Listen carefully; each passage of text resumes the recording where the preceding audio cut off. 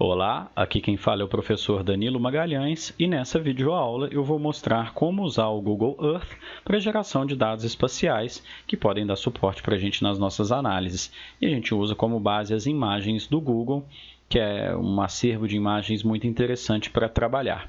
Eu já estou com o programa aberto e eu estou usando a versão Pro. Primeira informação, vocês podem fazer o download da versão Pro no próprio site do Google. Basta fazer a pesquisa Google, acessar o link e fazer o download, que já é uma versão gratuita. Está aí na tela para vocês. Bom, aqui dentro do programa, no lado esquerdo, a gente vai ver então os locais que a gente tem e que pode armazenar aqui no programa. Então, eu já tenho milhares de locais aqui que eu já trabalhei e durante a atividade vou criar aqui alguns outros. E aqui embaixo em Layers são praticamente o banco de dados que o Google disponibiliza para a gente, como os locais marcados, as fotos que a gente pode fazer upload e deixar lá com as marcações, as vias e rodovias, as construções em 3D, terreno e etc. Eu uso constantemente terreno e construções em 3D, de vez em quando eu uso, de vez em quando eu não uso.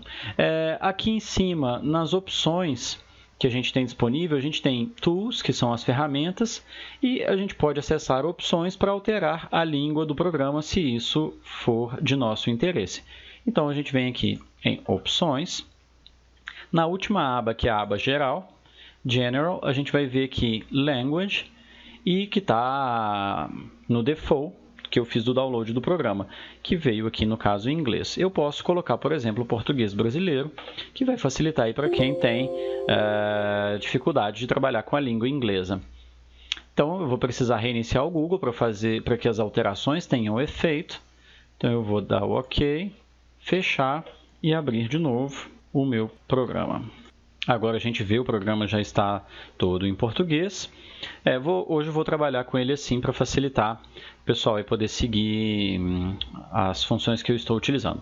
Bom, navegar no Google é muito simples. Aqui em pesquisar, a gente pode pesquisar por endereço de interesse, a gente pode pesquisar também por coordenadas, o que é bastante interessante, ou a gente pode simplesmente navegar com o mouse. E aqui eu estou usando o botão esquerdo do mouse para clicar e mover a tela. E estou também utilizando o scroll do mouse agora para fazer o zoom e aproximar de onde eu quero. Estou aproximando aqui de Belo Horizonte, que é a minha cidade natal. Vou dar um zoom aqui no Centro Universitário de Belo Horizonte, que é onde ensino, no UniBH Campus Buritis. Bom, se eu apertar o scroll do mouse, ele vai aparecer essa setinha aqui na tela e eu posso mover e ver os elementos em perspectiva. Agora, quando eu coloco em perspectiva, parece que nada aconteceu, porque aqui nas minhas camadas está tudo desligado. Se eu coloco, por exemplo, o terreno, eu vejo esse terreno em 3D, e aí agora eu vou mudar um pouco minha perspectiva para poder enxergar as coisas. Então, eu estou afastando o zoom, clicando com a rodinha do mouse, com o scroll, e girando para poder ver essa perspectiva muito bonita aqui, a região de serra, e assim eu consigo ver a paisagem. Se eu quiser ativar as construções em 3D, isso vai exigir naturalmente mais do processamento do computador, do vídeo e da internet também para carregar. E a gente tem aqui o resultado das edificações em 3D. As grandes cidades todas do mundo já têm praticamente tudo em 3D, o que é muito bacana. Para fazer a pesquisa aqui em cima, basta digitar. Eu poderia digitar UniBH. Vamos ver se ele já localiza direto esse aqui. Ele acha vários. Então, aqui ele achou algum de interesse. E eu posso escolher, por exemplo, o UniBH Campus Buritis, que é essa letra B. E é muito interessante que aqui embaixo ele já tem essa... É tipo uma pastinha com a seta que ele pode copiar os resultados para os meus lugares. Isso me dá a possibilidade, então, de pegar esse arquivo e salvar como KML, que lá no final da aula a gente vai ver como salvar o KML e isso usar para outros programas de SIG. Então, vou fazer esse teste aqui, clicar aqui para copiar os resultados. Então, ele vai jogar esses resultados todos lá para baixo. Meus lugares estão aqui embaixo. Eu vou fechar essa pesquisa que eu fiz aqui, vou limpar os meus resultados. E as informações continuam na tela mesmo eu tendo limpado a minha pesquisa. Como eu estou cheio de coisa aqui, provavelmente está aqui embaixo. E aí eu vejo aqui UniBH. Quando eu abro, eu tenho todas essas opções. Então, eu vou desabilitar tudo. Vou pegar, por exemplo, o UniBH Buritis. Vou clicar sobre ele, vou arrastar lá para os meus lugares temporários para eu ter essa informação, para eu utilizar aqui nos próximos passos. Vou remover esse daqui de cima com o botão direito, excluir, só para limpar um pouquinho a tela. Você quer mesmo excluir? Sim. Ok, então lugares temporários vai ser a pasta onde eu vou trabalhar aqui inicialmente. Bom, no Google Earth a gente tem uma série de funções muito interessantes. As três principais que eu quero mostrar é a possibilidade de criação de dados. Então a gente tem aqui, por exemplo, a possibilidade de adicionar um marcador, que é só colocar um pontinho fixo na tela. Então quando eu clico nesse botão, ele joga o marcador no centro da tela, ele abre essa telinha aqui para a gente, pulou para a minha outra janela ali, é o marcador sem título e eu digito o nome que eu quiser para esse marcador, por exemplo, campo de futebol. Aqui no ícone eu posso escolher o ícone que eu desejar, então posso pegar aqui, vou colocar o C, por exemplo, para falar que é um campo. Tem todas essas opções e, no caso eu tenho uma imagem e queira personalizar, eu posso fazer o upload dessa imagem em algum site, pegar esse link e adicionar um link personalizado aqui embaixo. Essa imagem deve ser em PNG. Então, vou dar OK. Aqui na tela principal, então, a gente vê a latitude e longitude desse ponto. Então, se eu precisar somente desse dado de coordenadas, eu já tenho isso disponível. Aqui na aba Estilo Cor, eu tenho o estilo e cor do rótulo, que é o texto, e eu tenho o estilo e cor do ícone, que é o elemento aqui que está marcando minha tela. Eu posso, por exemplo, fazer um ícone bem pequenininho para deixar só o texto, se é o meu objetivo. Então, eu quero visível esse ícone nesse momento. Enquanto essa tela de novo marcador está aberta, eu posso mover esse ponto e colocar aonde eu quiser. Então, quando eu dou OK, esse meu marcador ele vem aqui para a tela, para os meus lugares. Como eu estava trabalhando em lugares temporários, já caiu aqui dentro. E aí aqui eu não consigo mais mover esse elemento. Mas, nossa, eu dei OK sem querer e eu quero mexer. Como é que eu faço? Botão direito do mouse sobre o elemento, aqui no canto esquerdo. Propriedades, aquela telinha abre para a gente reposiciona o ponto aonde a gente quiser. E depois basta dar OK.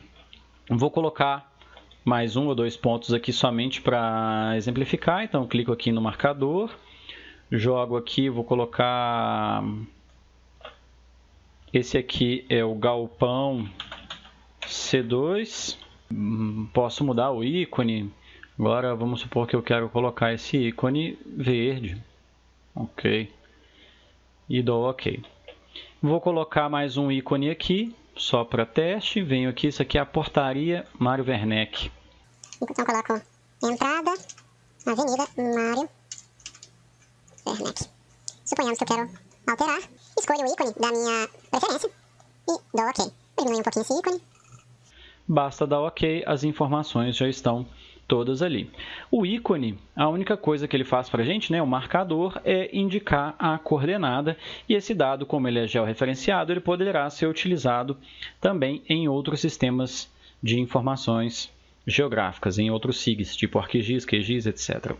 Bom, uma outra opção que a gente tem é criar uma linha, que seria essa opção de adicionar caminho. Então, eu posso fazer, por exemplo, o percurso a pé que eu vou gastar aqui da entrada da Mário Werneck até o campo de futebol, passando aqui, contornando o galpão do C2. Então, eu venho, vou dar um pouquinho de zoom, em adicionar caminho. Enquanto a janela está aberta, eu consigo desenhar. Eu preciso apenas clicar na tela. Então, eu vou entrar aqui pela Mário Werneck, vou fazer esse caminho hipotético aqui, seguindo pela estrada mesmo, pela estrada de carro, passando por aqui. Então eu lembro que aqui tem esse pedacinho que a gente tem que subir a escada, vem até aqui, Sobe a escada aqui, vem até aqui, dá essa volta por esse lado de cá. Agora eu quero mover a tela. Se eu clico com o mouse e faço assim, eu vou desenhar tudo errado. Ops, desenhei errado, eu quero ajustar. Para voltar, eu aperto o botão direito do mouse e ele apaga um por um. E aí, para eu mover a tela sem fazer esse erro, eu vou mover com as setinhas do teclado. Então, clico com a seta aqui, no caso, para baixo, faço o meu movimento. Então, eu vou fazer um percurso aqui, como se fosse passando por aqui. E aí, daí eu venho e gero esse caminho até o campo de futebol. Vou colocar aqui até o centro. Beleza, meu desenho tá feito. Posso digitar um nome que eu quiser. Caminho, entrada, campo, portaria, campo melhor. E o estilo cor também posso mudar do jeito que eu quiser. Eu vou colocar uma largura mais espessa, tipo 5, para poder ficar bem visível. E vou mudar essa cor, vou colocar um amarelo claro. Na linha, a gente pode, assim como no ícone também, a gente tem a opção de alterar a opacidade. A opacidade seria o oposto da transparência. Então, um elemento 100% opaco, 100% de opacidade é 100% opaco, não tem nada de transparência. Se eu colocar 70% opaco, 30% de transparência. Colocar 60% opaco, significa 40% de transparência. Ok. O desenho está feito, está registrado aqui na tela, com a distância e as coordenadas. Bom, eu fiz aqui um desenho e aí depois eu vejo que eu fiz um errinho aqui que eu queria consertar. Eu vou com o botão direito do mouse sobre a linha, tanto faz se eu clico aqui na tela ou se eu clico aqui no caminho. E aí, escolho propriedades, ele abre para mim, eu posso mover esse vértex e ajustar ao modo que eu quiser. Queria ajustar esse aqui também. Muita atenção e observação nisso aqui. Quando a gente faz o desenho, ele deixa o último vértex usado de azul e os outros em vermelho. Se aquele então está azul, significa que ele é o último que foi utilizado. Ou seja, se eu quero continuar o meu desenho, mas eu acabei de clicar nesse, se eu faço um clique aqui do lado, ele vai partir daquele último vértex para fazer a minha edição. Não quero mexer com isso agora, então eu vou apertar o botão direito do mouse e cancelar essa alteração. Quero fazer um pequeno ajuste aqui, um outro ajuste ali no meu desenho. Ótimo. E aí, suponhamos que eu quero, então, editar essa parte final do meu desenho. Eu não quero terminar aqui no centro do campo, mas sim em outro lugar. Se eu começar a desenhar daqui, da onde estou, ele vai, então, partir daquele último vértex azul. Tipo, eu quero clicar aqui e aí ele faz essa bagunça. Então, isso aqui não é legal, obviamente. Eu vou apertar o botão direito do mouse, voltar nessa opção e vou partir do último vértex. Vou dar um clique nele. Então, ele entende que esse é o último. E aí eu posso fazer o meu desenho e terminar do jeito que eu quiser. Bom, aqui na última aba, a gente tem as informações de medidas. Então, ele diz que esse caminho mede 0,51 milhas. Para trazer para unidades brasileiras, que a gente usa aqui no Brasil, posso colocar metros ou quilômetros. Então, esse percurso seria de 827 metros. Como é um programa georreferenciado, é uma precisão bem legal. Não é 100% preciso, não dá para a gente fazer uma medida para um projeto de engenharia, de intervenção, mas para a gente ter uma noção de quanto eu vou caminhar mais ou menos da entrada do UniBH até aquele ponto. Mais ou menos 820 metros. Mudou aqui para centímetros. Bom, basta dar OK. E aí tem uma outra função muito legal que as linhas permitem a gente fazer, que é a visualização do perfil de elevação dessa linha, o que seria um perfil topográfico. Basta a gente clicar com o botão direito do mouse em cima da nossa linha e escolher mostrar perfil de elevação.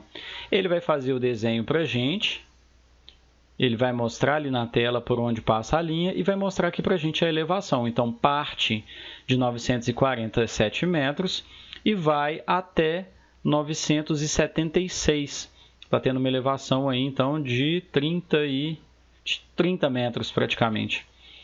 Eu posso rotacionar minha tela, posicionar para fazer uma avaliação aqui de onde seria, por exemplo, o momento de maior declividade, de subida mais íngreme nesse meu percurso. E aí eu vejo aqui, por exemplo, que esse pedacinho aqui está sendo o trecho do terreno onde eu estou tendo maior ganho de elevação em menor espaço, de maior declividade, ou seja, maior esforço. Aqui é um exemplo simples, mas se a gente quiser, por exemplo, planejar uma rota de bicicleta de uma cidade para outra, e você pode fazer esse desenho e ali entender aonde você vai ter uma subida maior. Planejar, por exemplo, bom, então, já que tem uma subidona ali, eu vou parar alguns quilômetros, 1 quilômetro, um pouquinho antes, para ganhar um fôlego antes de subir naquele pedaço. Poderia ser uma aplicação possível. Esse perfil de elevação, infelizmente, ele não exporta. Ele não extrai para a gente esses valores. O máximo que a gente pode fazer é um print dessa tela, fazer uma captura dessa tela para poder levar para outro programa, para poder fazer o aproveitamento.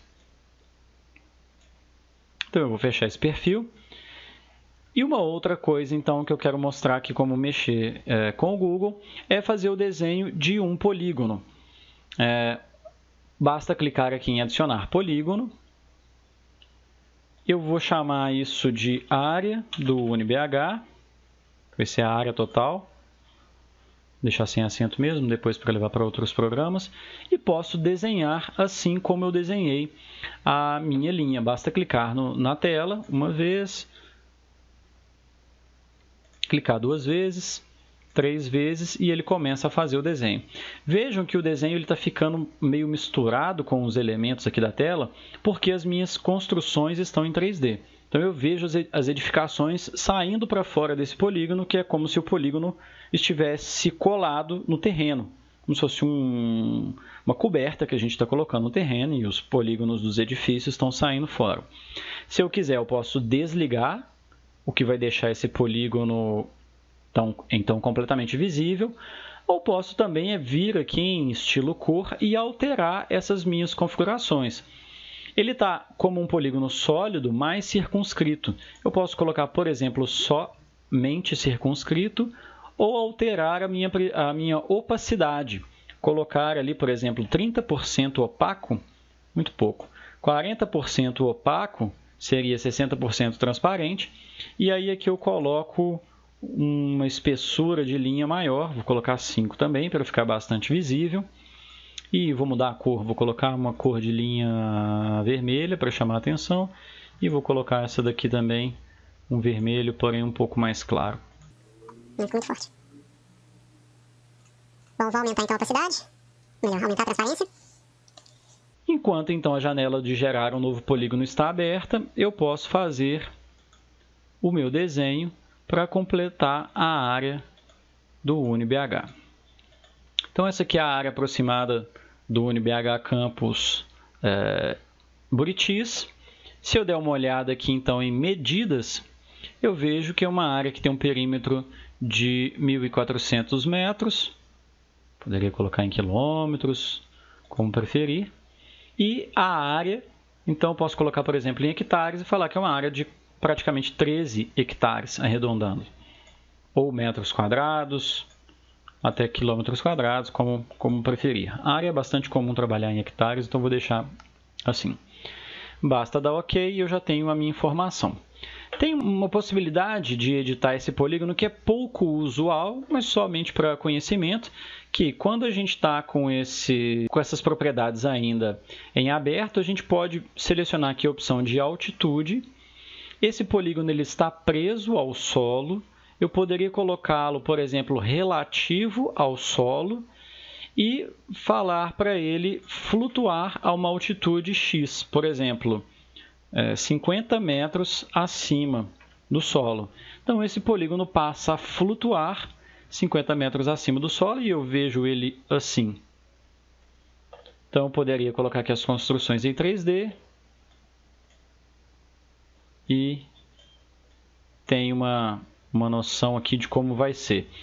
Isso aqui poderia, uma aplicação possível Se eu quero voar um drone dentro aqui do UniBH e eu quero voar esse drone a uma altitude a uma altura de 50 metros acima do terreno. Então eu vejo que no UniBH eu não vou ter problema. 50 metros não tem nenhum prédio que chega ali dentro do Uni, mas nos vizinhos sim.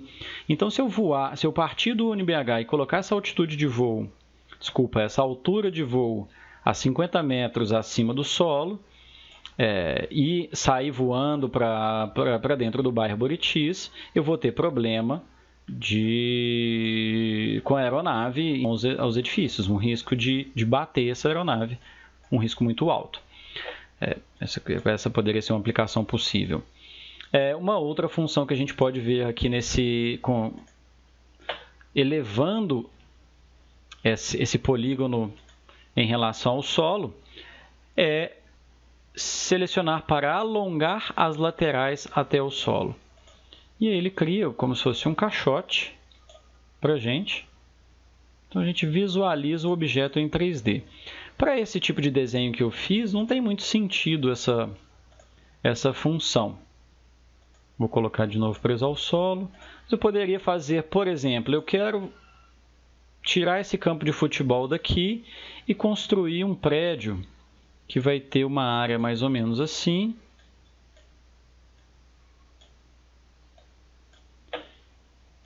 Vou mudar somente as cores aqui um pouquinho.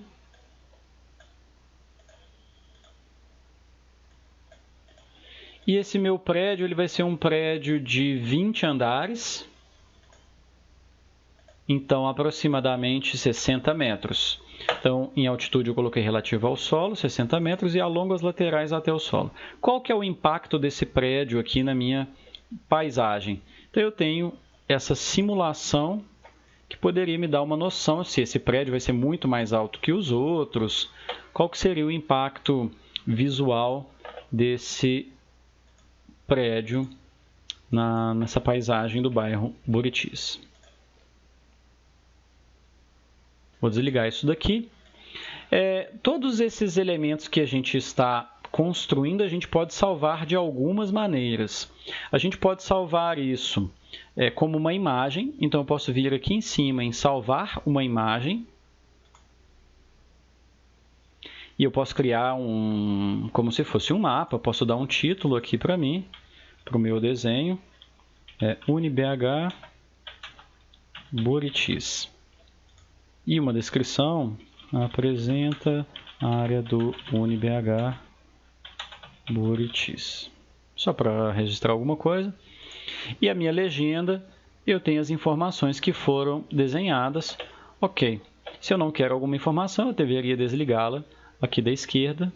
E ela para de constar aqui também no mapa. Para tirar da legenda, eu teria que fechar essa tela e abrir de novo. Aqui nas opções do mapa, ele tem para mim aqui as coisas que ele vai colocar. Título, legenda, escala, bússola. E tem alguns estilos também que a gente pode alterar, tipo preto e branco, tudo colorido e por aí vai. Se não quiser colocar, por exemplo, alguma coisa, basta desmarcar. Tipo, eu não quero legenda, poderia desmarcar. A resolução, ele tem algumas opções de imagem, então, naturalmente, quanto maior, melhor a sua imagem. Não vou exagerar não, vou colocar aqui HD. E aí a gente tem que escolher aqui qual que é a posição que a gente quer fazer esse desenho. Então eu vou desligar aqui as construções em 3D para ficar mais visível. Vou colocar assim. E vou mandar salvar a minha imagem. Ele vai abrir uma pastinha de salvamento de dados. Eu vou escolher a pasta que eu desejo salvar. E vou colocar aqui UniBH Buritis. Salvei. E agora, então, eu tenho uma imagem no meu computador.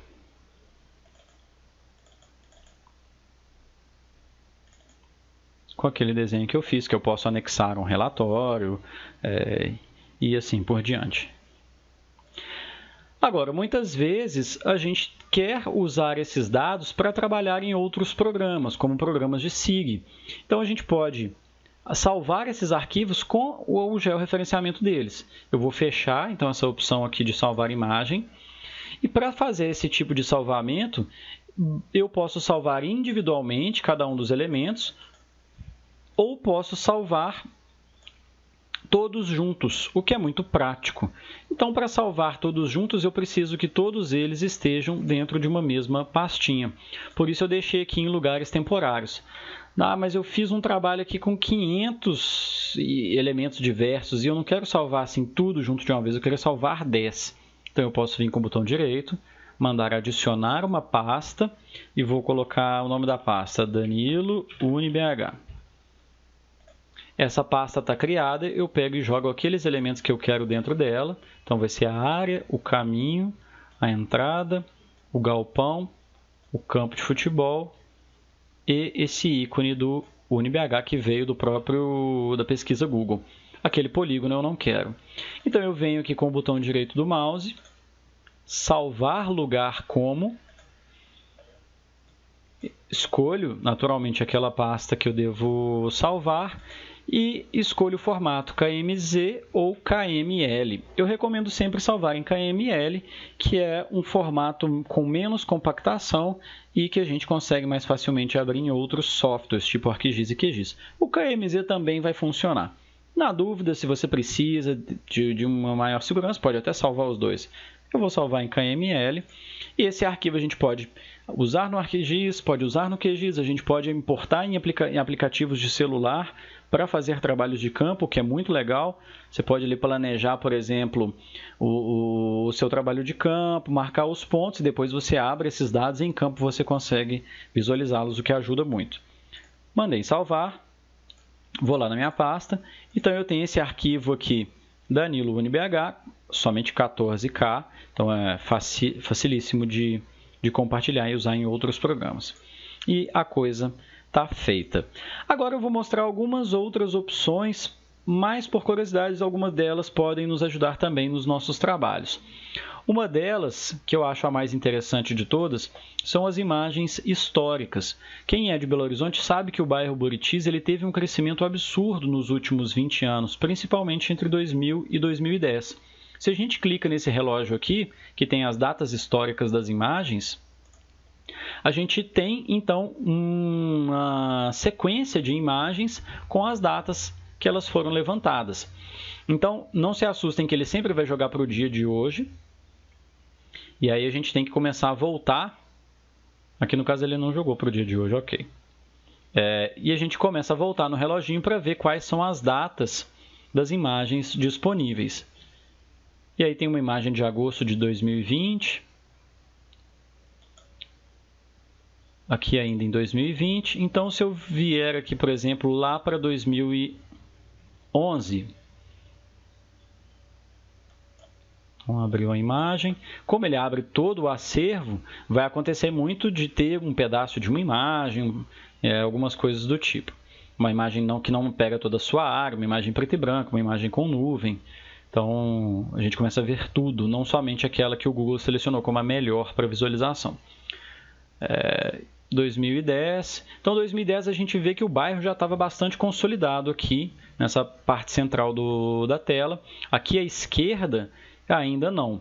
Quando a gente vê aqui em 2020, aqui à esquerda já tem bastante edifícios. Quando a gente volta lá para 2001,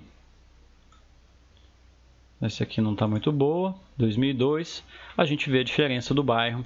E a gente pode fazer uma análise, então, desse crescimento dessa área nesses últimos 20 anos.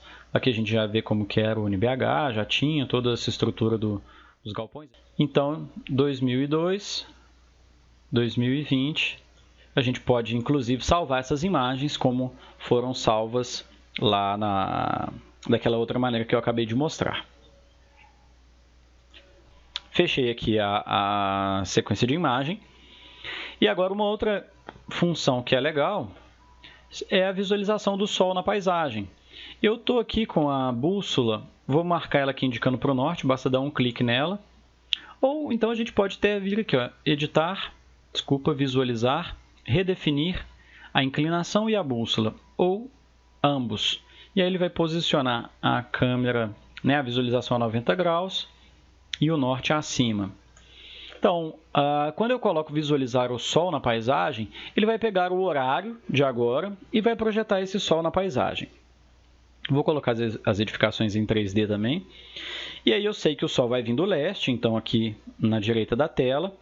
E está nascendo por volta das 6 e alguma coisa da manhã. Eu posso voltar no reloginho. Agora ali 11, 9, 7 da manhã.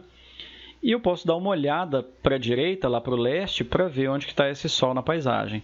Então, estou girando a tela.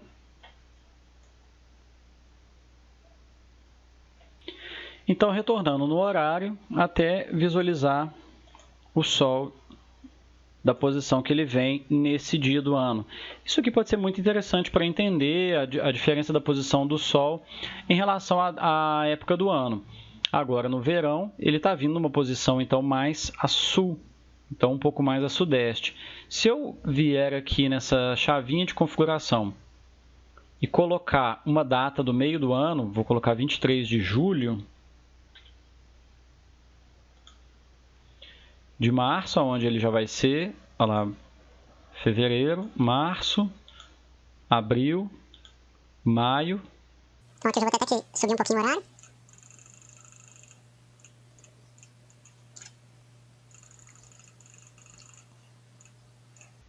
Junho, julho. Ali ele já estava começando a voltar, né, do solstício de inverno. Então a gente pode ver a variação da posição do Sol na paisagem com essa ferramenta e entender se aquele local que a gente está analisando vai pegar mais Sol do verão ou do inverno. Então, por exemplo, aqui nessa área onde eu estou analisando, essa vertente aqui, que eu estou passando o mouse, ela vai pegar bastante sol da manhã no verão, mas no inverno ela não vai pegar assim tanto sol. Então, se eu tenho que fazer algum processo de reflorestamento ali, eu posso pensar nas espécies que eu vou utilizar de acordo com essa posição do sol.